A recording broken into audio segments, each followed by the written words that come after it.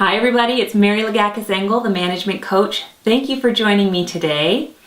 Today we're going to talk about a word that I know you're going to find to be one of those highly abused, highly misused, very overused words in business today. And the word that we're looking at is listening. Listening is really important for managers because most managerial problems, most difficult employees are that way as a result of the manager's abilities around listening. And I'm going to share with you in this video the one coaching proficiency that if you implement tonight will begin to transform your employee relationship issues virtually overnight, so that you can start to eliminate your people frustrations forever. There's two things I want to share with you in this video.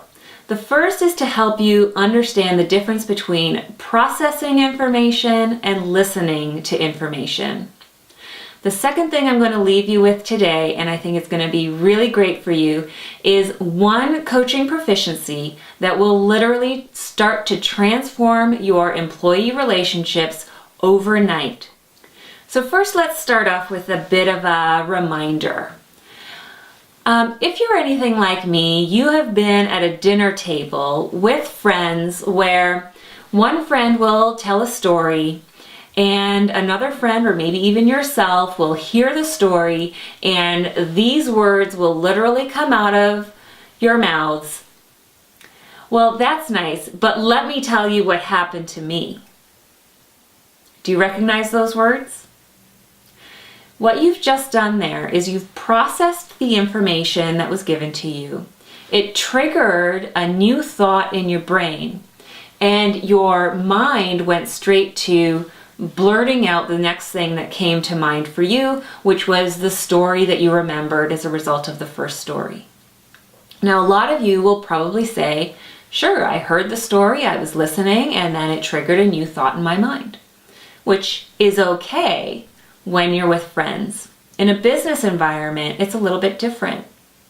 In a business environment, when somebody says something and you process, now if you're anything like me, you will process that information instantly, you will come up with a new idea, and as an extrovert, you are going to blurt that idea out before you even realize that it came into your consciousness. What's going to happen in that situation is people are going to look at you and wonder whether you were truly listening to the person who spoke before you. Now, those of us who have fast processing brains and are going through this motion know very clearly that we've been listening. But what happens is the other people have not processed at your speed because they are not in your head. They may have processed quickly, but they are doing it differently. So what you want to do in business is articulate that you've been listening before you actually offer any new suggestions. And that right there is the difference between listening and processing. And I'm going to show you the one proficiency that's going to help you come across as listening instead of processing and then changing the topic, or what appears to be changing the topic in most business situations. So the one proficiency that you need to know that is going to literally start to transform your relationships right away is called navigating via curiosity. When you navigate via curiosity, you are taking the thing you just heard and you are asking questions out of curiosity. So you might ask something like, tell me more, or you might say, well, what happened next? These are curious questions.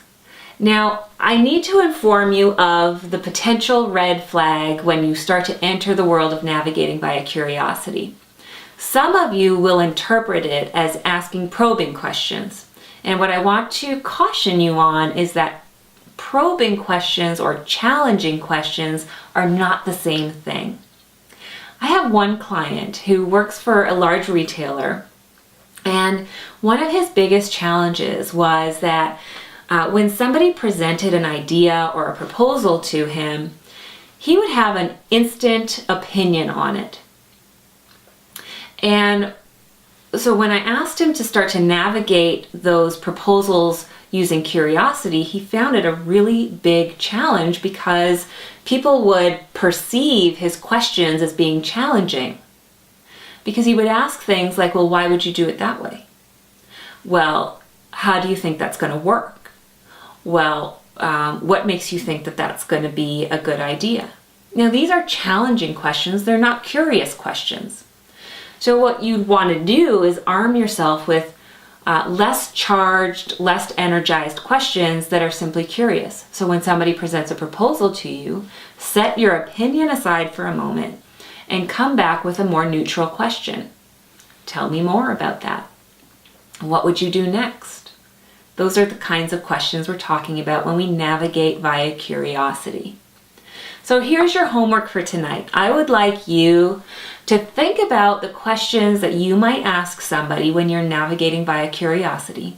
And then tomorrow when you get to the office, the very first conversation that you have, I want you to listen to what the person tells you and come back with a curious question, something like, tell me more. And see how that starts to alter the relationships that you have at the office.